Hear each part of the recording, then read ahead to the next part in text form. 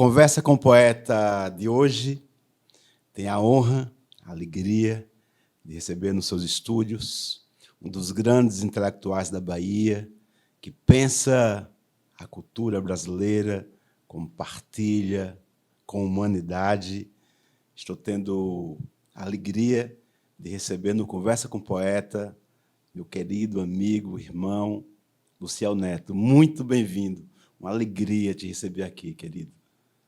Meu querido, eu que fico altamente lisonjeado, né, pelo convite. Sei que você é uma pessoa muito bondosa e, acreditando nessa sua bondade, é que eu estou aqui presente. Porque as nossas histórias se cruzam, não é de hoje, de 2,5 décadas, 3 décadas atrás, e as nossas histórias de vida, né, ela tem uma certa conexão, uma vez que somos pessoas vindas do interior, que labutamos muito, não é? Para que chegássemos hoje aonde estamos. E como estamos falando aqui, conversa de poeta, eu já começo com um trecho de uma poesia, de uma música do Tony Garrido e de Bino, né, que diz: vocês não sabem quanto eu caminhei para chegar até aqui. Mas eu sei. E por isso você está aqui. Você sabe que eu tenho comentado por onde passos sobre essa minha vontade de trazer você aqui no Conversa com o Poeta, porque, às vezes, e quase sempre, nós falamos muito sobre os nossos faróis, né, sobre os nossos heróis, nossos ídolos, e quase sempre são aqueles que estão muito distantes de nós, né? Então, nesse momento, eu queria aproveitar para dizer que você é um dos meus faróis, né? Você é um dos intelectuais que eu respeito imensamente e sempre quando eu te vejo, no que você faz, no que você fala, e até no seu silêncio, tem sabedoria. Então, eu queria dizer que, além de Nelson Mandela, além de tantos intelectuais e personalidades históricas do mundo, do meu país e dessa cidade, você é um daqueles que eu observo para aprender. Muitíssimo obrigado, Neto. Isso que eu estou falando. Já te falei uma vez sobre isso, mas eu gostaria que a cidade e que o Brasil e todos aqueles que nos assistem soubessem disso. Você é um grande farol para mim. Para mim, não tenho nem o que falar, cara. Quando você tem uma pessoa, que é o meu caso em relação a você, que você tem como referência, né, na questão do pensar, na questão do sentir, né, e que essa pessoa lhe retribui dizendo que você é farol, bicho, eu acho que para a vida, porque muitas vezes a gente liga a vida a questões materiais, das coisas adquiridas no material. Mas a vida, ela ultrapassa isso. A vida, ela é a mistura também com isso, a mistura também com isto. Mas a vida é muito mais que isto. Está entendendo? A vida é o sentir, é o gostar, é o querer estar. Está entendendo? É essa troca de energia, essa troca de conhecimento que faz com que a gente cresça, porque um bate-papo seu com qualquer pessoa que seja, esta pessoa deixa algo dele com você e leva algo de você com ele. Então, a vida é justamente essa possibilidade de troca entre os seres, é isso que faz a vida. Porque nós, além de matéria, nós somos muito mais do que isso. Nós somos ânima, nós somos alma, nós somos espírito, nós somos uma energia, nós somos uma série de coisas que como é que eu posso dizer, se condensa e se traduz neste corpo que está aqui conversando com você e neste corpo que está aí conversando comigo. O Dom Pedro Casadalga, ele falava uma coisa que eu acho muito interessante, que a gente faz parte dos 30% visíveis no planeta, né? Porque o resto tudo é invisível, né? E está aqui, né? A gente falando espiritualmente. Eu queria saber um pouco, Neto, sobre a sua infância. Hoje você é um grande intelectual, esteve à frente de uma das pastas mais importantes do município, que foi e sempre será, que é a pasta da cultura, e que abriu caminhos para todos aqueles que vieram depois de você, eu fui um deles. Mas eu queria falar um pouco antes sobre a sua infância. Como é que foi a sua infância? Aquele menino com 12, 13 anos, o que é que ele pensava naquela época e onde? Olha só, antes de falar da minha infância, você vê como eram as nossas histórias, os nossos caminhos, como se cruza. Como você falou, eu venho da coordenação de cultura e sei do seu trabalho, da sua luta, quando você conseguiu transformar uma coordenação que, a princípio, quando eu trabalhava, era ligada à CEDEL, Secretaria de Esporte, Lazer e Cultura, e que depois saiu da CEDEL e veio para o gabinete do prefeito. Ao chegar lá, você consegue transformar esta coordenação do gabinete do prefeito em uma secretaria. Eu sei como foi árdua a sua luta, eu sei e hoje lhe parabenizo por ter conseguido fazer justamente essa transição de coordenação para a secretaria, porque isso nos dá uma certa autonomia. Não é isso? Isso nos permite que possamos discutir na LOA o nosso orçamento.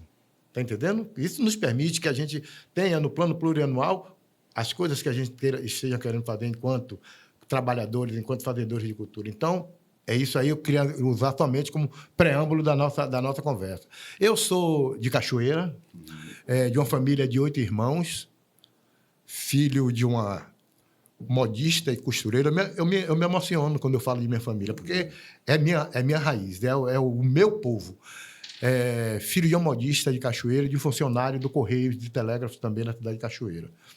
Estudei sempre em escola pública. Todo município tem uma escola pública que é referência, na minha época, onde estudava o filho do juiz, o filho do promotor, o filho da diretora do colégio, o filho do chefe da estação de trem, essas pessoas. E, por ter uma tia professora, a gente conseguiu uma vaga nesta escola, que era a escola de aplicação. Nós conseguimos uma vaga nesta escola. E foi eu e meu irmão Luiz, né, estudar nessa escola. E a primeira coisa que minha mãe falou e nos disse vocês são pretos e pobres, vocês têm que estudar, porque vocês estão em uma escola que foi sua tia que conseguiu essa vaga para você. Então, para mim, isso foi super importante, porque eu trouxe aquilo para dentro de mim. Eu estudei 5 anos, que naquela época tinha do primeiro até o 5º ano para você fazer admissão. Eu estudei 5 anos nessa escola, e nos meus 5 anos eu tirei primeiro lugar todos os anos. Eu vi a minha mãe vestir o vestido dela que ela tinha, bonito, que era de ir para a missa e tudo mais, para ir comigo para eu receber o prêmio. Então, a minha vida foi sempre de dificuldades e desafios. Mas isso nunca me... Sou um menino que brinquei de picula, brinquei de garrafão, brinquei de aposta de carteira de cigarro, que a gente tinha aquele negócio, joguei gude, joguei castelo, joguei furapé, tudo isso eu fiz. Mas sempre fui também uma pessoa muito responsável. Eu sempre me cobrei muito. Está entendendo? Eu venho aliviando a partir de que você tem uma certa idade, uma certa estabilidade, e você necessita também do apoio de profissionais nesse sentido. Eu tive que participar de grupos terapêuticos, né, para discutir justamente isso. Porque a partir do momento que você cobra muito de você, você passa a cobrar muito das pessoas que estão ao seu redor. E isso, muitas vezes, atritava. Está entendendo? Isso atritava. Então, você vai tomando consciência de quem é você no mundo, né? De quem é você não. Quem é você no mundo. Aí você vai tomando essa consciência e vai construindo ambientes propícios justamente para essa troca, para a convivência, e aí se dá o respeito, a consideração, o amor, né? Você vai construindo esses caminhos de convivência. E você abordou um tema super importante, que é a questão de você, durante anos seguidos, ter sempre tirado em primeiro lugar. Eu faço essa reflexão porque como dói, como é duro no nosso país, no mundo, né? Mas estamos falando de Brasil, em especial, ter que ser primeiro lugar, né, várias vezes, para que as pessoas, uma parcela da sociedade, nos achem apenas razoáveis. Como é que você, como intelectual que como esse pensador da história, esse pensador da cultura,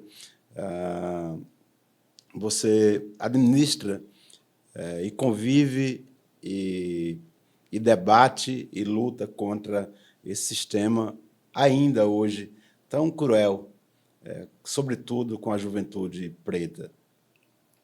É o seguinte, primeiro eu queria somente fazer uma correção. na questão da intelectualidade do pensador. A gente é mais observador, está entendendo?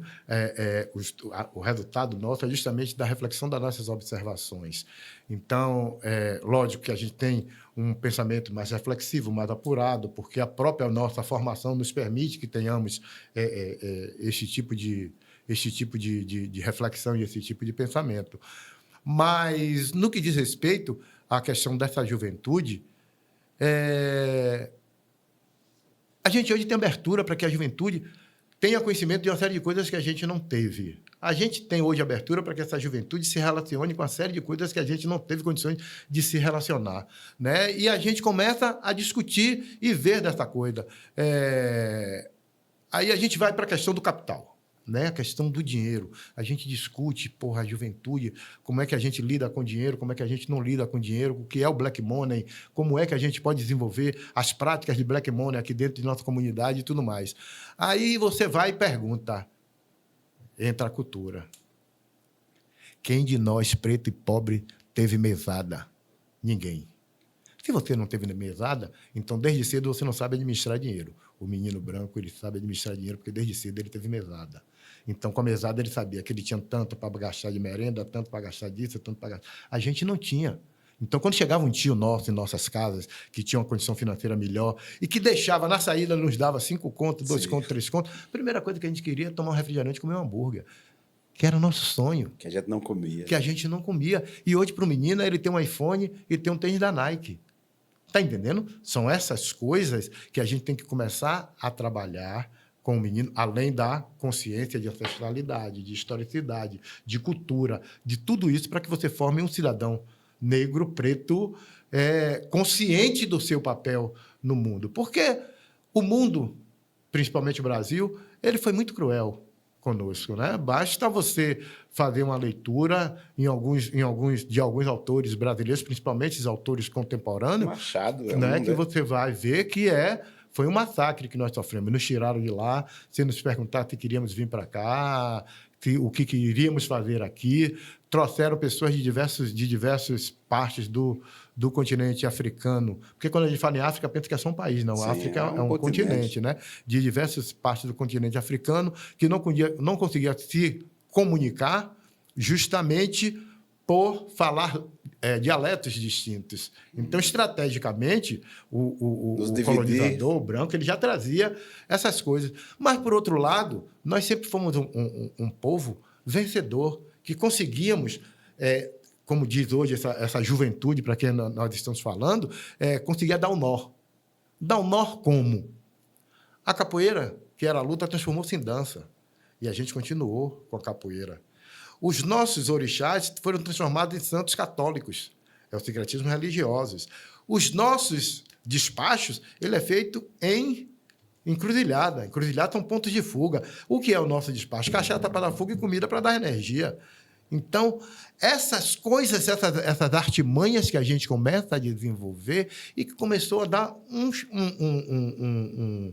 nó, bora dizer assim, um nó no sistema. Está entendendo? Um nó no sistema. E nós vemos conseguindo sobreviver justamente com isso. Tivemos o período de repressão na década de 40, 50, aqui na Bahia, na cidade de Salvador, onde não era permitido tocar candomblé, não é? Onde o capoeirista era tido como vadio, e a gente conseguiu sair de lá, vir para Santa Maria de Pitanga, que hoje é Lauro de Freitas, onde tinha uma concentração grande de terreiros. Viemos para cá, para Parafuso, para Camaçari. Hoje, Camaçari é um dos municípios que tem o maior número de terreiros, porque é a migração dos terreiros de Salvador que não suportam a repressão, principalmente a repressão imobiliária, e vem para cá. Porque aí, ainda aqui em Camaçari, a gente tem terra, a gente tem água e a gente tem a mata, que é a base da religião africana. Então, essas coisas é que a gente tem que estar atento de ver essa nossa movimentação.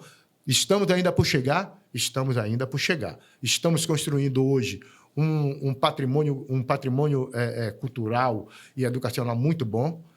A prova disso somos nós dois aqui, né, fazendo um programa discutindo sobre nós, né, e com um nível intelecto razoável. Então, estamos construindo um capital intelectual muito bom, mas a nossa o nosso foco que eu vejo agora é transformar esse capital intelectual em capital econômico, porque poder ele só vem com dinheiro.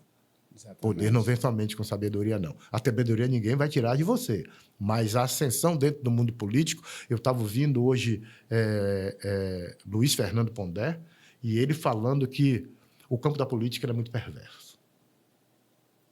O campo da política é muito perverso. Está entendendo?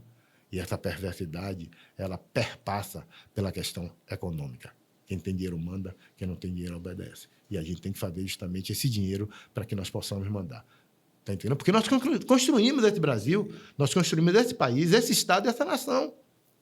Nós construímos, passamos diretamente, construímos. Por que agora nós vamos ficar fora da distribuição de tudo aquilo que nós construímos? Está entendendo? Então, são essas coisas que a gente tem que estar atento e que está discutindo. Eu estava conversando a semana passada com outro grande amigo, irmão, um grande pensador dessa cidade, que é o Jurandir Luiz, que é um outro grande irmão, e estava conversando, inclusive, sobre você, né? Sobre, hoje, essa consciência que nós temos de ele como um grande empresário, você como um grande intelectual, eu, humildemente, com o que faço, a gente já tem uma consciência da partilha, né? Hoje, eu dou aula de inglês para um grupo de crianças pobres, sobretudo negras. Você, no que você faz, não só baliza, orienta, né? Através também do direito.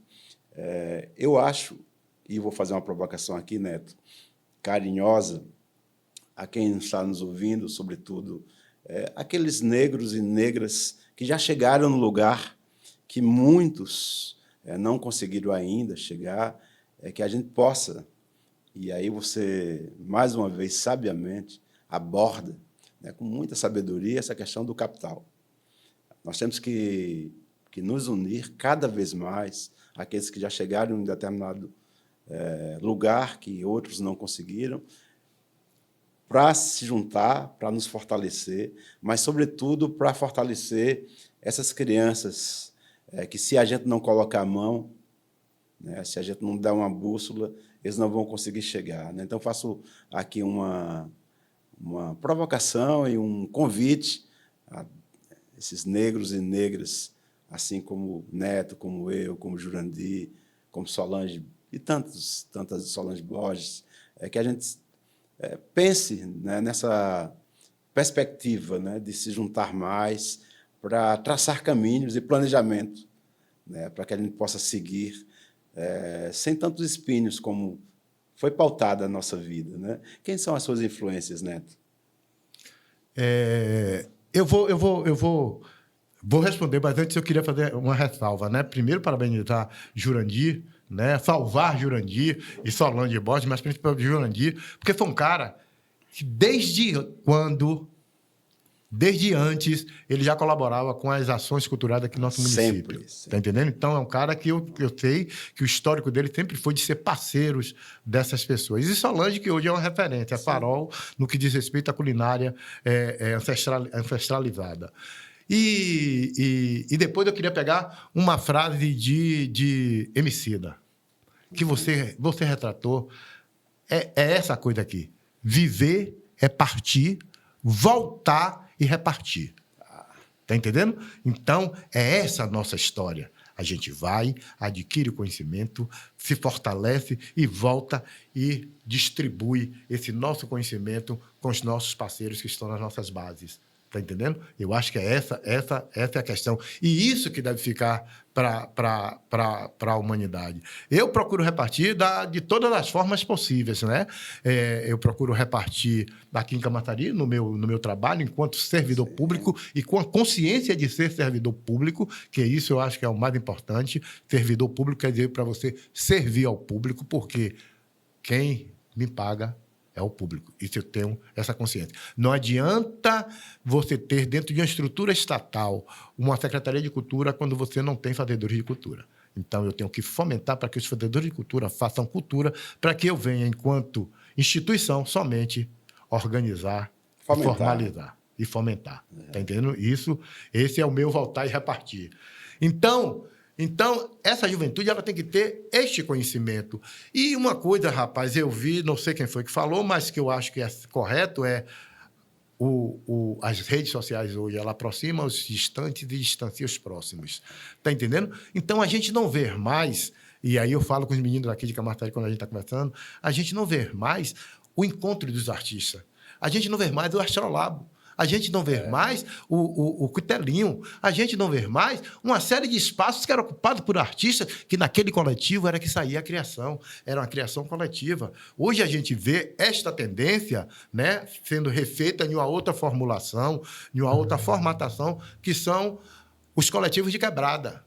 Em São Paulo está tendo isso, os coletivos de favela, que levam o governo agora, inclusive, a repensar a Rouanet. Quando ele lança a Rouanet de favela, que lançou antes de ontem. Ele disse, pô, a favela está lá. E a própria Lei Paulo Gustavo agora a Lei Paulo Gustavo está, mas a Rouanet tem uma Rouanet direta para a favela, onde o governo vai interferir, inclusive, com a captação do recurso. O governo já entra captando recurso para ter o projeto de favela, coisa que não acontece com o projeto privado. O projeto privado, você tem que ter o captador de recursos, porque ele dá certificação, você com o certificado procura o investidor e faz as tratativas para que ele invista. No de favela, não. O próprio governo vai chamar as empresas, vai estar aqui, está aqui, está aqui, está aqui. E a gente quer ver, vamos supor, nesse primeiro momento, é a Furnas, né? Furnas, se eu não me engano, é uma dessas grandes empresas na área de geração de energia que já está dentro e disse, não, eu tenho aqui 5 bilhões para gastar. Ótimo. Mas isso é fruto de quê? Justamente da organização, está entendendo? Desta juventude, que é através do hip-hop, é através dos slam, é através dessa... capoeira. As linguagens, através da capoeira, porque as linguagens elas se renovam. Porque se a gente não permitir que a linguagem se renove, essa cultura morre. Está entendendo? Como a cultura é uma coisa viva, é uma coisa orgânica, é uma coisa do ser humano, e nós, enquanto ser humano, estamos sempre nos modificando. Graças a Deus, Raul Seixas chegou e disse que eu quero ser essa metamorfose ambulante. Sim. E que nos permite que nós sejamos essa metamorfose ambulante, está entendendo? E que nos permite que a gente veja, reflita, excrete e agregue à nossa cultura, à nossa conserva cultural, aquilo de novo que está vindo. Isso não é nada demais, não. Ser seletivo? Sim, sou seletivo, seleciono, mas não vou de encontro. Eu acho que nessa história assim, você não tem coisa mais bonita e mais bacana de você ver um Caetano Veloso gravar Márcio Vitor, de você ver um Caetano... Está entendendo? De você ver um Gilberto Gil dialogar com Isa. Está entendendo? Essas coisas aqui, a gente tem que estar fomentando, a gente tem que estar observando, a gente tem que estar olhando, a gente tem que estar agregando, a gente tem que estar, se possível, ajudando. Porque essa que é a vida. Estava, um tempo atrás, conversando com o Zé Cabaleiro, justamente sobre essa questão, né? Ele gravou, né, e produziu alguns discos, né, nesses últimos tempos, inclusive um de Paulo Diniz, né? E aí você fala essa questão de uma linguagem, né, ter esse encontro com outra e crescer as duas, né? E aí você, volta um pouco ao que você falou sobre a Secretaria da Cultura, que você falou com muita generosidade, que eu fui aquela pessoa que conseguiu transformar a coordenação da cultura em secretaria. Te agradeço muitíssimo pelo reconhecimento, mas devo dizer que essa cidade sempre foi muito acolhedora ao meu pensar e sempre foi muito generosa comigo. O seu povo, os seus artistas.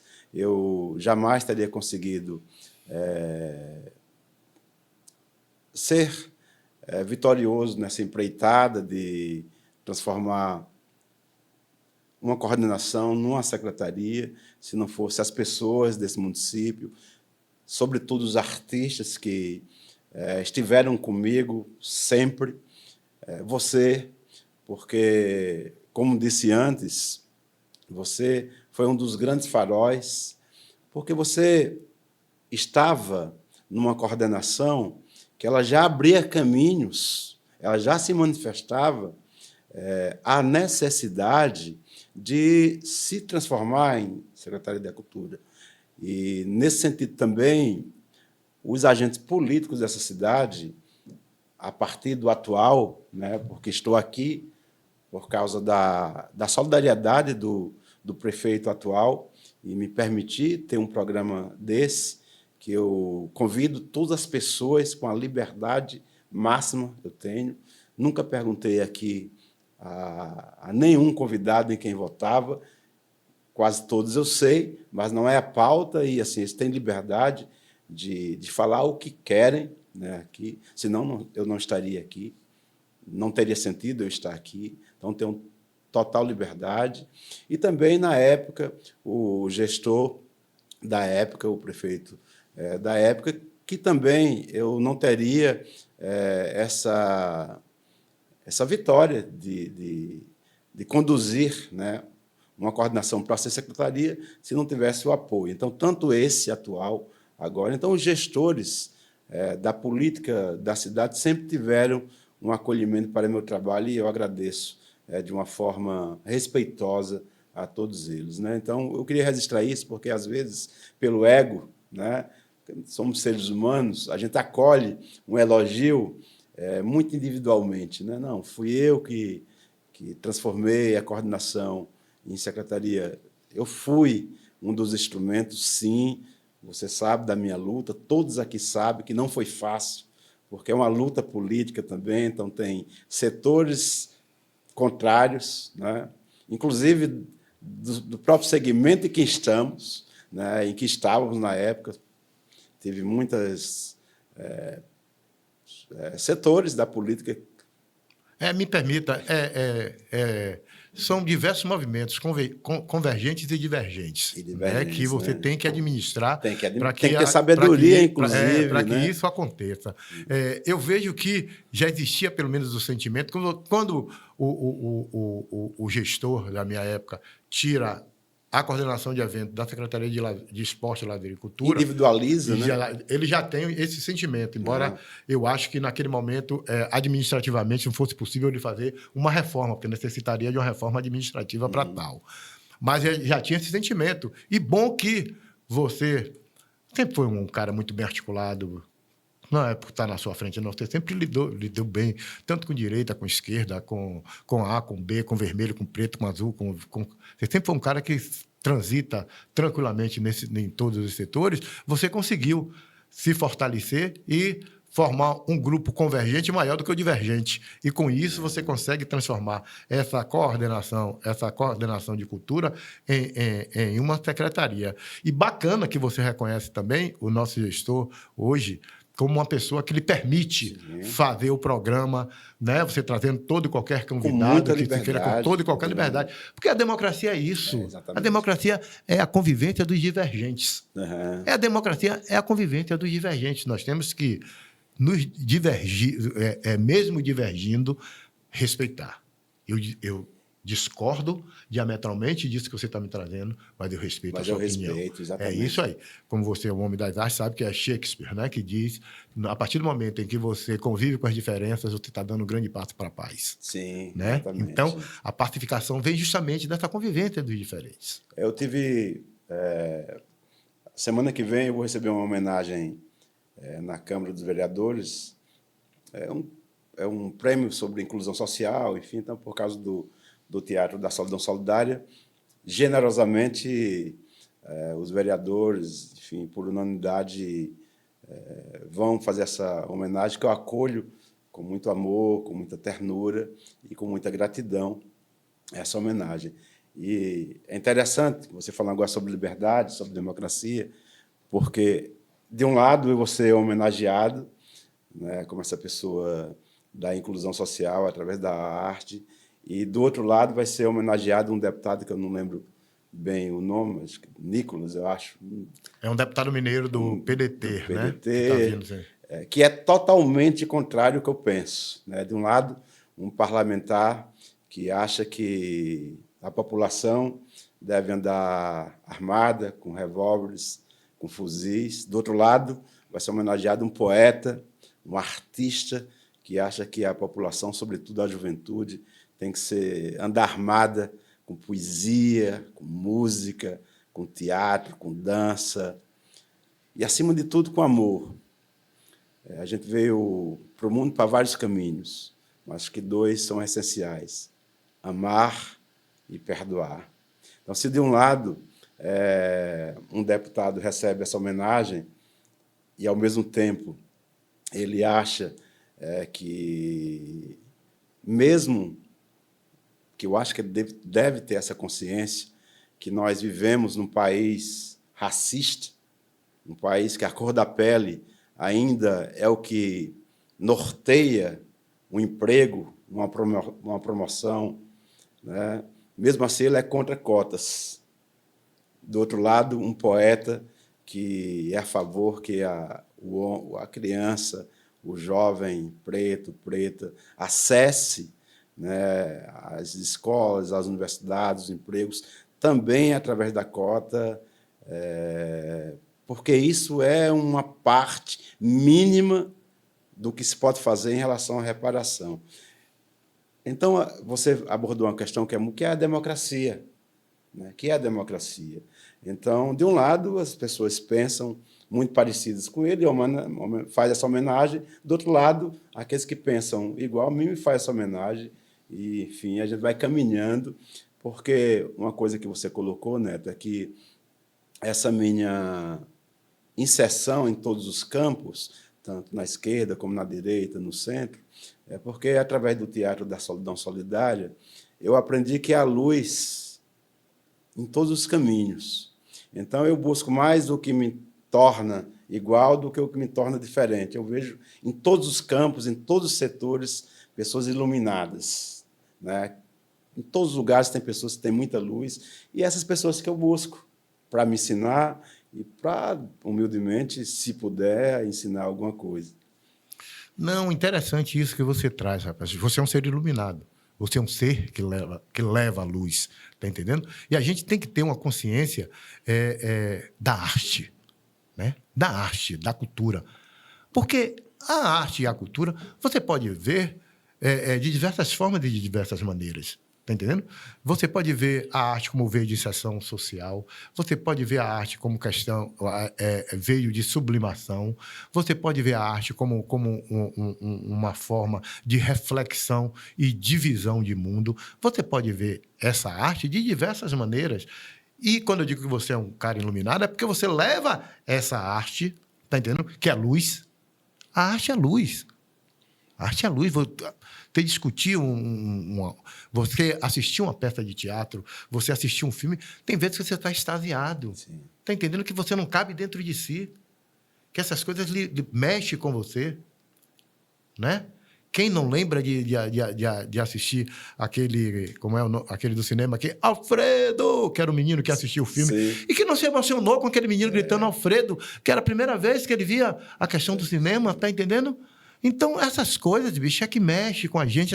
A arte, ela tem esta possibilidade. E aquela pessoa que produz arte é um ser iluminado. Porque se fosse uma coisa comum, todos nós seríamos produtores de artes. Está entendendo? Mas não, o homem lá de cima disse, não, esse ser vai ser iluminado. Esse ser vai mexer com os sentimentos dos outros. Esse ser vai modificar o pensamento através do sentimento e através da sua arte. Esse ser vai clarear, vai iluminar, vai melhorar a condição de vida de diversas pessoas através da sua arte. Então, são pessoas iluminadas que conseguem fazer isso. Não é todo mundo. E isso é uma coisa divina. A arte e o artista são coisas divinas e sagradas. Não é nem divino, mas sagradas, está entendendo? E a gente tem que compreender desta forma, a gente tem que respeitar desta forma. Então, você, cara, sempre digo, sempre já conversei com você, já tive a oportunidade de conversar com você, né, sobre a minha admiração, sobre o seu trabalho e sobre essa tranquilidade, essa áurea que você traz, né, de luz, de conhecimento, de bondade, de generosidade. Isso é que faz uma pessoa A diferente de B. Gratidão, querido, muita gratidão. Você me deixou emocionado aqui. Gratidão é a palavra de ordem para você. Você está à frente hoje, está à frente do Conselho de Cultura, né, do município. Quais são os desafios? Primeiro, parabéns. pela indicação. Eu acho que você está à frente, você faz parte do setor público, né? Mas se não fosse, seria por unanimidade também agraciado com esse cargo, porque você se tornou uma unanimidade aqui. Eu nunca vi um artista, até porque acho que eles não têm coragem de falar mal de você para mim, mas assim, você é uma unanimidade hoje pela sua capacidade, pela sua história na cultura, pelo que você fez, que plantou, que a gente colhe até hoje. Mas quais são os desafios que você enfrenta hoje, estando nessa função? É o seguinte, eu vou começar pela unanimidade e pegar uma adagio popular que diz que a unanimidade é burra. Então, eu não quero ser unanimidade, não. Prefiro ter, embora alguns não tenham coragem de dizer você falou, você ter da ressalva. Porque alguns não têm. Mas é isso aí. Mas é aquela coisa, rapaz. Eu estou em Camaçari desde 1993. Eu vim para cá no governo de Humberto Heller. Fui chamado por Gilberto Henrico para vir para a coordenação.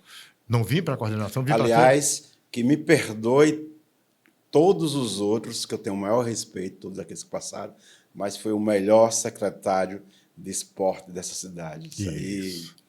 Aí eu fui para essa secretaria. Não era. Ele era vice-prefeito. Na época, o vice-prefeito. 83, vice-prefeito. O secretário era Edson Costa. Mas teve também Depois de 97, ele voltou como secretário. Voltou como secretário de esporte. Né? Aí eu voltei para Camaçari, que ele me chamou. Aí eu fui para... Vim para cá, né? Trabalhei lá na Secult, em 93, né? E nessa minha caminhada, 93 até hoje, dá em torno de 27 anos, né? Foi uma caminhada de respeito. Uma relação calcada no respeito. Sim. Com todos os artistas e com todos os cidadãos de Camaçari. Tem pessoas que acham que eu sou filho de Camaçari, que eu nasci e me criei aqui em Camaçari. É um adotivo, né? Não, embora eu diga até que já jogaram bola comigo quando era criança comigo. E eu não joguei bola com essa pessoa. Mas eu digo, eu fico tão... que eu digo, eu não posso desmentir, dizer que não joguei, porque eu me sinto filho de Camaçari. Sim. Tá entendendo? É aquela coisa do filho adotivo, que não tem a madrasta, mas tem uma mãe. Sim. Camaçari não foi a minha madrasta, e sim minha mãe. Sim. E eu sou muito grato a Camaçari por isso. Eu sou muito grato mesmo a Camaçari. Eu agradeço quase que constantemente a esta cidade por tudo que eu consegui ser na vida. Por conseguir criar um filho, por conseguir ter uma família sólida, tá entendendo? Por conseguir ter um grupo de amigos sólido. Camaçari é Camaçari. Não tem uma explicação. E aí, com isso, eu venho sair do poder público executivo, trabalhei na Câmara, trabalhei na iniciativa privada, fui trabalhar no Rio Cine Festival, né? Passei 4 anos trabalhando lá, que fui colega de seu irmão, que trabalhamos juntos no Rio Cine Festival, Ivanaldo, que hoje é psicólogo. Isso, que hoje é psicólogo. Trabalhamos juntos lá. Meu amado irmão. No Rio que é Cine, um outro farol para mim. Aí, trabalhamos juntos lá no Rio Cine Festival, depois retornei para cá em 97 e estou, de 97 para cá, eu venho trabalhando no Legislativo, fui assessor do vereador Jorge Curvelo durante 8 anos. Depois, amigo. Né, que é amigo, colega também de 25 anos. Então, trabalhei no gabinete Jorge Curvelo, depois eu vim para a Subsecretaria de Cultura do município. E estou há 2 mandatos, nos 2 mandatos de Alinaldo, como subsecretário. E nessa a minha andada foi que eu cheguei até presidente do Conselho. Na primeira eleição, concorreu eu e Negra Magna, minha querida amiga do coração mesmo. Patrimônio da cidade. E aí eu ganhei por uma margem de votos não muito grande, né? Mas no segundo agora... Na segunda eleição, eu fui eleito por aclamação, por unanimidade, graças a Deus, graças a Bispo, que tirou a candidatura dele antes que acontecesse a eleição e votou em mim. Sabia. Tá entendendo? Né? Meu amigo. Davi Bispo, Wilson Menezes, Tony de Souza, né? Os Bezerra, tá me devendo uma visita aqui. Mezenga ali. Que abriu caminhos aqui também. Mezenga. Desde o cinema antigo. Ali é um cara que está dentro da história. Quando você for escrever a história da cultura de Camaçari, você tem que inserir o Wilson Bezerra. Lógico que você tem, não vários primórdios, que você vai ter que ir pegar Beto Guedes Silene e Silene, Guedes, né? Você que são nossos mestres. Nossos né? mestres. Então, aí você pega toda essa pessoa, todo esse cabedal de artistas, de fazedores de cultura que tem aqui em Camaçari. Mas voltando, aí eu fui para essa eleição e hoje eu estou de novo presidente até 2025. Até agosto de 2025. Eu estarei como presidente do conselho. É um desafio. Muitas né? vezes porque você não sabe o momento em que você é público e no momento que você é sociedade civil. Principalmente você. Tá entendendo? Eu lembro que eu sofri muito isso, porque teve uma vez, desculpa te atrapalhar. Não, Neto, fica à vontade. Teve uma vez que o meu conflito foi tanto que eu saí de uma reunião com os artistas, na época eu era secretário da Cultura, os artistas, alguns me detonando, né? Não, porque você não pensa como artista, você só pensa como prefeitura porque você é secretário e não sei o quê. E eu saí, falei, cara, não dá mais para mim. Aí eu cheguei na prefeitura, ia ter uma reunião com os secretários e o prefeito na época, e ele, você não serve porque só pensa como artista. Cara, eu falei, olha, eu falei para ele, você fica com sua secretaria, eu falei para os artistas, você fica lá... Porque chega um momento em que... Mas aí você tem que ter sabedoria para saber administrar os campos que você está... E você está concomitantemente nos dois. Então, você deve sofrer, né? Aí é o que é o problema. É o que eu digo a todos eles lá, quando a gente vai discutir, principalmente nesse campo da sociedade civil e do conselho, a gente tem que ter a conciliação dos quereres com o que eu posso fazer. Entendendo? Eu vejo que o conselho é um fórum de quereres. Sim. O artista quer. Traga mesmo. Você quer, traga. Sim, venha trazendo. Eu peço sempre, traga. Que aí a gente vai ver o poder. O que é que a prefeitura pode fazer dentro da estrutura estatal, porque você tem que obedecer, né? Legislação, uma série de coisas que você tem que obedecer, pode fazer. Aqui pode, aqui não pode, aqui pode, vamos fazer, aqui vamos fazer para o mês, aqui vamos fazer no outro mês, aqui... Tá entendendo? Essa discussão ela é bastante salutar. Né? E você tem o conselho, dentro da composição do conselho, você tem uma grande parte das pessoas que conhece de cultura. Sim. E que conhece de gestão.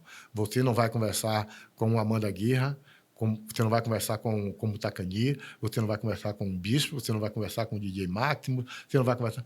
Despreparado, porque os caras conhecem, estão na área há muito tempo. Estudam isso. E quando chega para conversar com você, chega justamente super preparado, tá entendendo? Embora o objetivo esteja o mesmo.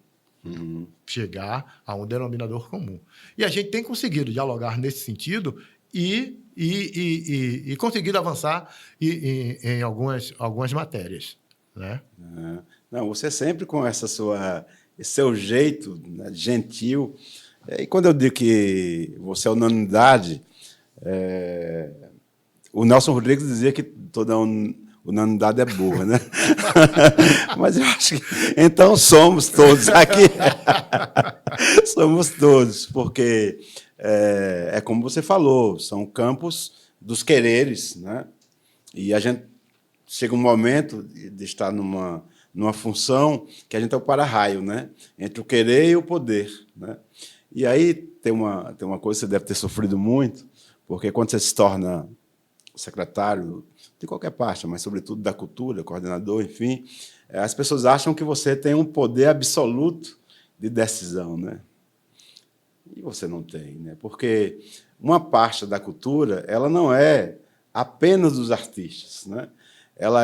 A gente sofria muito, você deve ter sofrido muito, por exemplo, quando o poder público contratava grandes atrações para se apresentar para o município, né? Em detrimento, às vezes, de alguns artistas locais. É porque a pasta da cultura, uma coordenação de eventos, ela não pertence apenas aos artistas. Ela pertence, por exemplo, ao setor empresarial. de hotéis, de restaurantes, né? De venda de roupas, calçados, que impõe que o setor público contrate essas grandes atrações, porque sabe que vai ter um público gigante, né? Então, é preciso, e aí você teve essa maestria do concílio, né? De conciliar, olha, nós vamos trazer essas atrações nacionais, mas o artista local tem que ser respeitado, né? Tem que ter o seu valor devido, né? Rapaz, a gente tem que parar e observar. Vamos supor, se o diálogo é com a iniciativa privada, você tem que fazer um regramento da iniciativa privada. Você vem aqui, mas eu vou lhe citar aqui algumas regras. Vamos supor, na minha passagem pela coordenação de eventos, pela coordenação de cultura, nós tivemos aquele projeto Vamos ao Teatro. Sim. Vamos ao Teatro era um projeto de formação de plateia, onde nós trouxemos os maiores espetáculos que estavam em Salvador para cá. Assisti vários. Onde a entrada estava condicionada a 1 quilo de alimentos. Tá entendendo? Então, nós tínhamos uma fila enorme na porta do teatro para as pessoas entrarem e tudo mais. Na época, era 1000 produções, se eu não me engano, que pegou o projeto, levou, passou pelo Faz Cultura e aí começou a vir pelo Faz Cultura. E qual foi a minha condição? Não, nós temos que ter espetáculo de camaçaria com o mesmo cachê do espetáculo de Salvador. Sim. Foi quando entrou Resistência, o Caibá e... como não sei o que das artes, que era Reginaldo, que era o diretor. Reginaldo. Está entendendo? Reginaldo Rodrigues. Pronto. Então, você tem que ter alguns regramentos, porque está tudo bem. Você está vindo aqui, está utilizando do meu teatro, está utilizando da minha comunicação, está utilizando de diversas possibilidades que eu posso lhe dar. Você, no mínimo, tem que me dar uma vantagem, você tem que me dar um plus, você tem que me dar uma contrapartida. Então, nessa negociação é que a gente consegue fazer. Mas a gente está falando de teatro. Quando a gente fala de grandes espetáculos, a gente fica mais ou menos atado, com a mão atada, porque a gente muitas vezes não tem o poder de chegar e de definir e de dizer. Porque, inclusive, eu não sei dizer como é que está hoje, mas no passado o custo desses grandes eventos ele não entrava nem na planilha da cultura. Uhum. Né? Não entrava. Não entrava na planilha da cultura. Então fica difícil você dizer como é que você quer pedir se você não paga. Sim, quem está pagando somos nós. Está entendendo? Então, porque sempre teve esse diferencial, né, entre a cultura e a coordenação de eventos que detinha. Isso. Então a gente não pode. Nós sempre, como primas pobres, né? A gente tenta inserir, vamos supor, palco da cultura na festa de Arembepe. Porra, bacana, velho, né? Você ter uma festa de cunho internacional, você permitir que o artista de Camaçari esteja lá. Sim. Isso é muito bacana. É essas coisas que a gente tem que se contrapor e propor. Que não é somente você se contrapor, é você se contrapor e propor alternativa. Então, isso é muito bacana, porque permite, rapaz, que o artista tenha essa visibilidade. Permite que esse artista tenha... E algumas coisas, né? Pode ser feito. Por exemplo, eu lembro que a gente trazia uma grande atração. Por exemplo, eu lembro de Alceu Valença, né? Que é um amigo querido. Eu lembro, na época que ele veio para a Semana de Cultura, eu falei, Alceu, daria para você chamar um artista nosso para cantar com você? Porque para colocar, para abrir show, todo mundo faz, né? Mas para cantar... E ele ficou, a princípio, um pouco de resistência. Depois eu falei sobre o artista, mostrei vídeos dele cantando, e aí ele chamou Miguelão do Forró, na época, né? E tantos outros, né?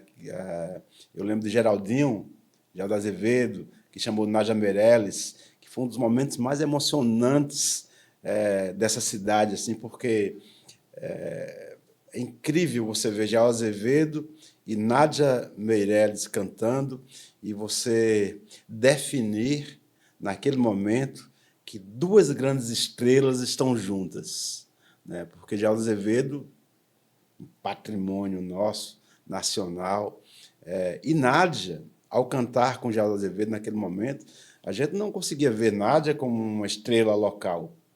Era também uma estrela nacional, né? Por tudo que canta, que compõe. Então, foi um momento... Então, dá para fazer algumas coisas. Obviamente que não dá para fazer tudo, né?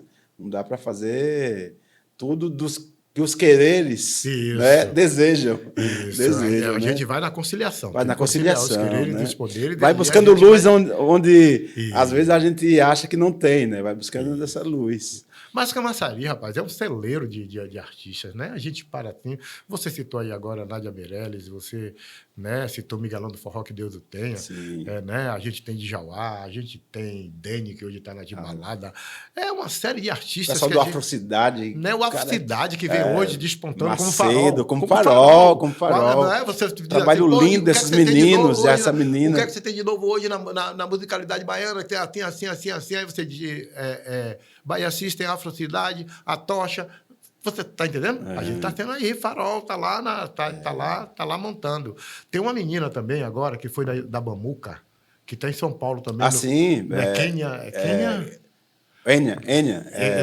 Um negócio fantástico que ela também. está no circuito underground lá, paulista, né? Fazendo umas coisas muito bacanas. Eu vi, tem umas 3 semanas que eu estava ouvindo, me disseram, eu estava conversando com Guerra, com os meninos, os caras me falaram, aí você vai ouvir. Porra, bicho, qualidade, a Camaçari. E ela faz questão, porque depois eu vi um programa que ela participou. Milton Nascimento, inclusive. Ela participou de um programa da TVE. Sim, né? E nesse programa procurava falando dela. E ela falando que ela não era não tocava instrumento na Bamuca, ela era da linha de frente, né? Aquela coisa toda. E que hoje é. Então, é Camaçari, gente. É Camaçari que a gente sabe disso aí, que a gente tem que ter esse olhar, que a gente tem que ter uma preocupação. Eu falo uma preocupação porque eu tive em Parafuso 2 semanas atrás, né? Eu estive lá em Parafuso, olhando, observando, porque Parafuso já foi o celeiro da cultura de Camaçari.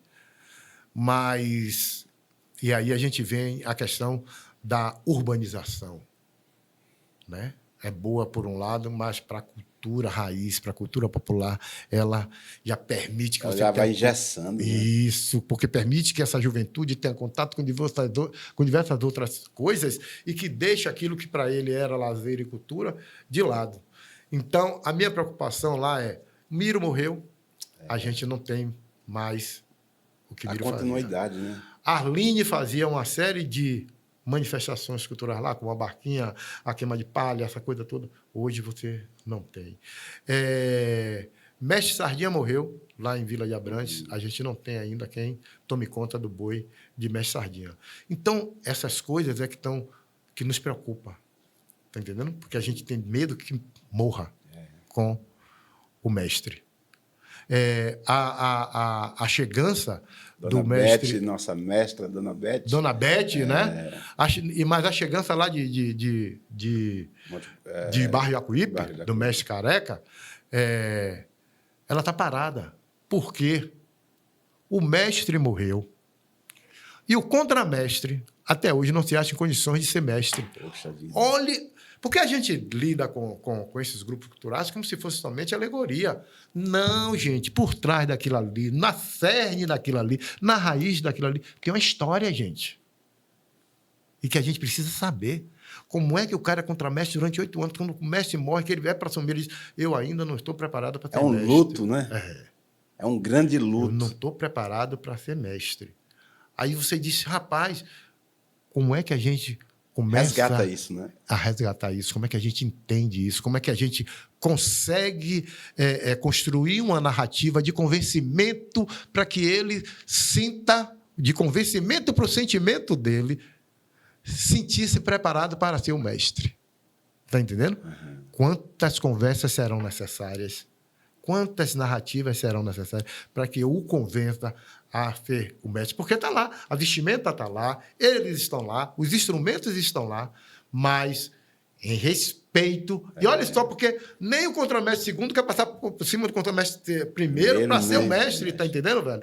Então, essas coisas é que a gente tem que ter essa compreensão para ver de que forma é que vai lidar para que não deixemos morrer. Não deixemos morrer. E essa coisa que eu estou falando de você, da urbanidade, você está próximo dos centros urbanos, o prejuízo que causa. Por outro lado, eu tem 4, 5 semanas que eu fui lá no Mestre Pelé, na Lagoa da Paz, o Encontro de Baianas, lá longe, na Ladeira da Paz, e fui surpreendido lá com mais de 80 baianas da região que estava ali dentro, que foram fazer e foram comer o feijão delas lá na Lagoa da Paz. Tá entendendo? Fantástico, fantástico, fantástico. Eu mesmo fiquei boca aberta. Eu digo, meu Deus do céu. Eu não esperava, porque Pelé me chamou e tem uma senhora lá que faz samba. Pelé também é outra figura. E tem uma senhora que faz o samba, que eu não me lembro o nome dela agora. Olha, você fala dessa figura, de uma figura que faz o samba. Eu tive... Deus sempre muito generoso comigo, né? Meus ancestrais. Eu estou estreando um espetáculo agora, dia 18 e 19, As Meninas da Pesada, aqui na Cidade do Saber. E tenho como presente, né, vai participar do meu espetáculo, Dona Nildes. Dona Nildes é sambadeira, espermacete. Está estreando como atriz. Isso. Nervosa, todo dia me liga. Ivan, estou tremendo só de pensar. E aí veio o traçado de palha de Dona Nildes, viu? Agora, em novembro, não sei dizer a data, mas, se não me engano, na primeira quinzena de novembro, vai ter o trançado de palha de Dona Nildes lá em Barra do Pojuca. Aproveito, convido a todos. É um dia assim que vocês vão passar de vivência assim super bacana. Um beijo, mestra Nildes. Isso. E aí eu combinei com essa questão que você falou da continuidade, e ela reclamando, né, Ivan, eu tenho jovens, adolescentes que não querem mais participar, né, do samba de roda, porque são outras informações, né? Através da internet que não, o legal, só para fazer o legal de Dona Nildes que você está falando, nós falamos nos dois, você saber e você ver o Afrocidade chamando a Dona Nildes para participar do show. Tá entendendo, velho? Isso é de uma grandeza do Afrocidade que, porra, vai até no pleonasmo. É uma grandeza tão grande. Mas né? É uma grandeza tão grande que você fica assim, rapaz. Não, mas o Éric Mazzoni, eu lembro bem, do começo do Afrocidade, eu não sei nem se era esse nome, eu lembro que antes era o Pernas Cabeludas, né, que ele coordenava, e depois o Afrocidade. Esse projeto do Afrocidade veio através da grandeza do Éric em de buscar, né, esses tesouros que estavam lá na periferia. Né, porque assim, esse poeta, que é o cantor, Macedo, cara, ele é fantástico, um menino lindo, extraordinário, aquele menino... eu vejo ele cantando, eu lembro de Lirinha, que é outro querido amigo do Cordel do Fogo Encantado. Então, o Éric, aí quando ele traz a Dona Bete, né, Buli Buli, primeiro que ele bebeu nessa fonte, né?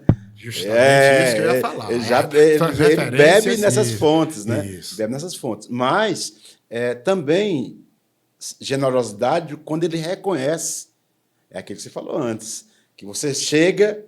Depois você volta... Isso, viver é partir, voltar, né? E repartir. E repartir, né? Assim, eu tenho o maior respeito, assim, tanto pelo Afrocidade... E aquela coisa que a gente estava conversando... Como pelo Éric, né? É aquela coisa que a gente estava conversando no início do nosso bate-papo, né? Que quando você falou da questão dessa juventude. A juventude tem esse direito, tá entendendo? De agregar células novas na sua criação. Mas ela não pode perder a raiz. Ela não pode perder a cerne. Tá entendendo? Sim. Você tá lá, ali, você verifica, e aí você dá uma nova roupagem. Tá entendendo? O Mangue Beat é justamente isso. Sim, é você pegar o maracatu, essa coisa toda, e você dá uma nova retaca. O Baiana System é isso. Também. Os caras pegam e aí inclui célula nova de system, da guitarra baiana. Do eletrônico. Do eletrônico. Conversando, né? Conversando de forma harmônica, pacífica e em um nível de volume audível. Tá entendendo? Não é o não é só isso. Não é só isso. Não, ensaio de poesia, aí você né? vê, olha, cara, olha para aí como esses caras...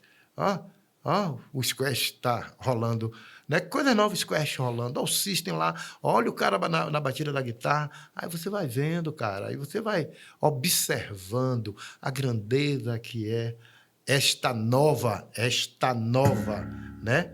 Geração, forma né? de fazer o que nós já fazíamos antigamente. Porque não adianta, não vamos ficar aqui aguardando que os nossos poetas hoje, esses meninos de periferia, façam a poesia da grandeza da sua poesia. Está entendendo?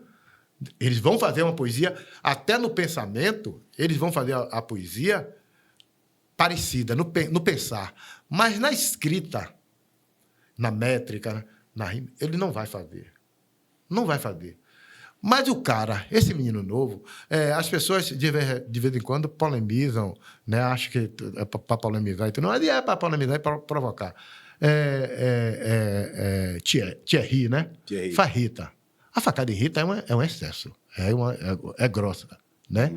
Mas se você vê os versos que precedem, né? O meu quarto não vive sem o cheiro do seu cigarro, essa coisa toda, aí você vai parar para ouvir o Thierry, aí você vai ver, olhe, você sabe o que é ter um amor, ter loucura por uma mulher e depois encontrar este amor, meu senhor, nos braços de um outro qualquer.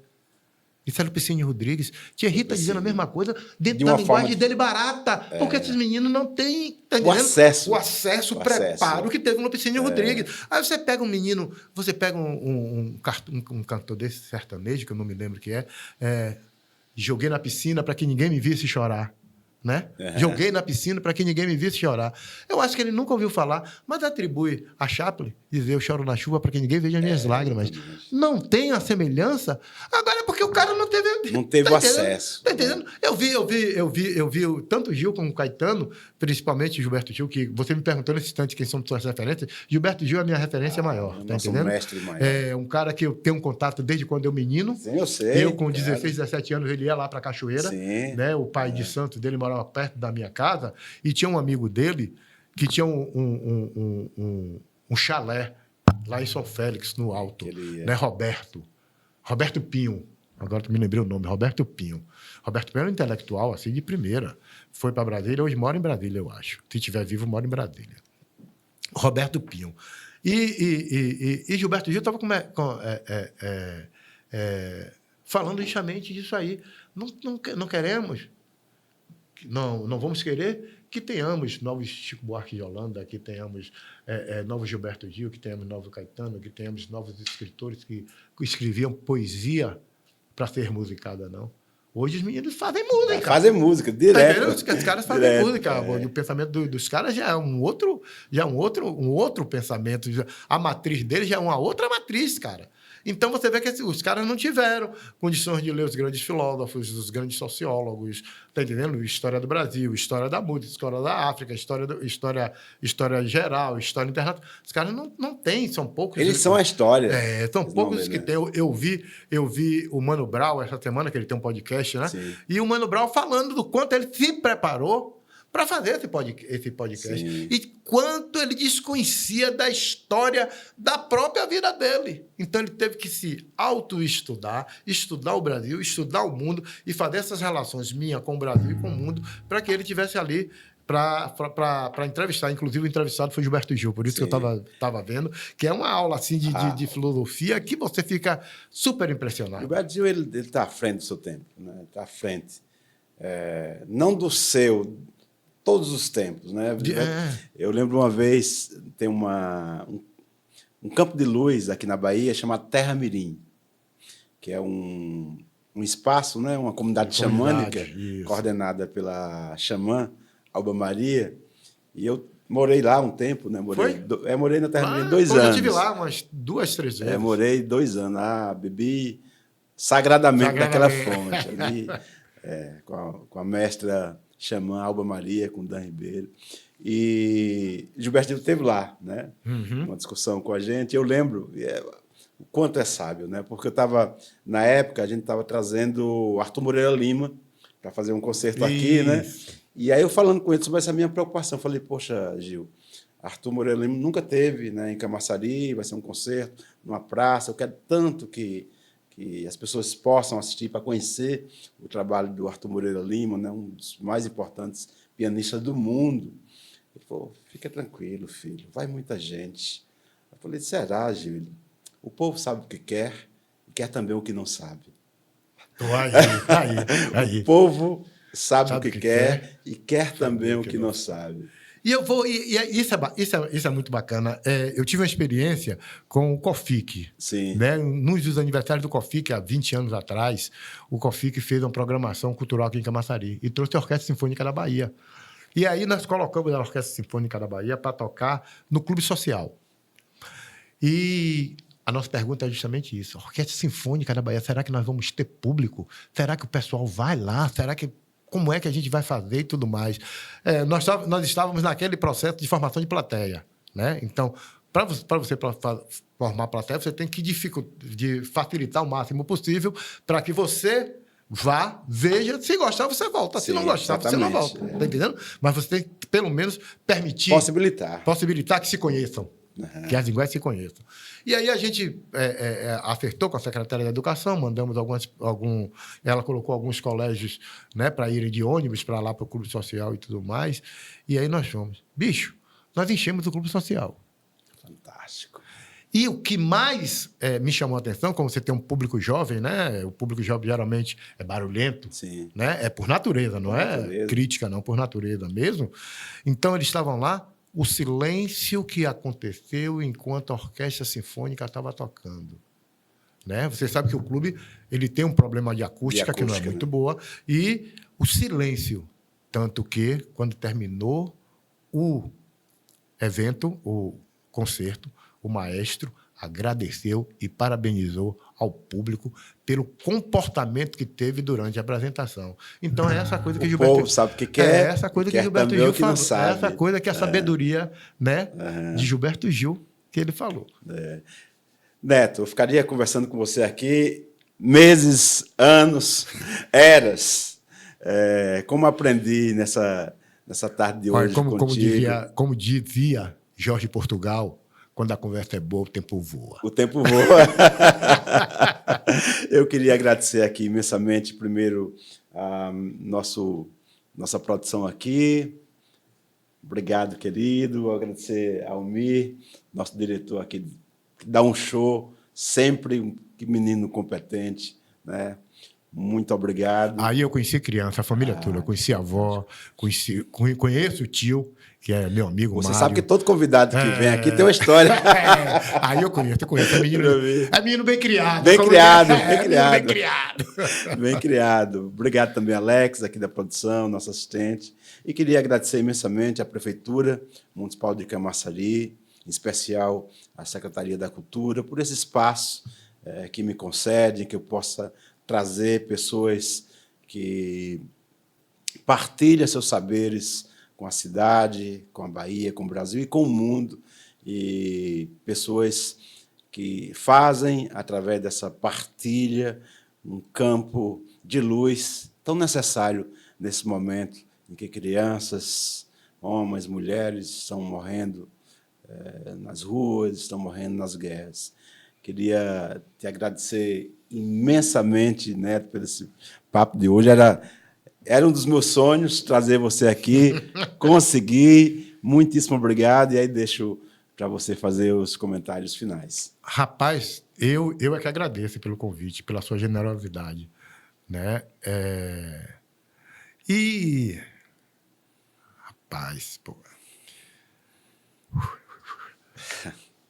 Para mim é super bacana estar aqui com você, amigo, irmão, né? E que eu torço sempre, que eu já falei com você, eu acho que agora o seu caminho é a Unesco, você tem que mundializar o Teatro da Solidão Solidária, porque é uma coisa que foi criada por você, que orgulha em muito, não só a mim, mas eu acho que a comunidade de Camaçari, a comunidade do Brasil e dos países por onde você passou e que plantou a semente do Teatro da Solidão Solidária. Então, vejo que hoje o caminho seu é se mundializar, eu não digo nem se internacionalizar, né? Porque internacionalizar, a gente está falando de países, de geografia. Mundializar, não, a gente está falando de mundo, de lidança, de troca, tá entendendo?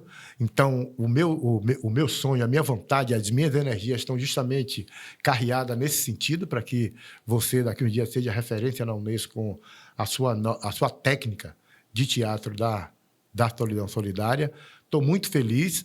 E dizer que eu vou trazer Gilberto Gil de novo para a gente encerrar, que é, para mim e para você, né? Trocai o logos da posteridade pelo logo da prosperidade. Conversa com o poeta se finda aqui com as minhas lágrimas de emoção e de gratidão. A gente volta na próxima segunda. Gratidão, gratidão, gratidão. Um beijo no seu coração, Neto. Valeu, irmão. Obrigado, Camaçari.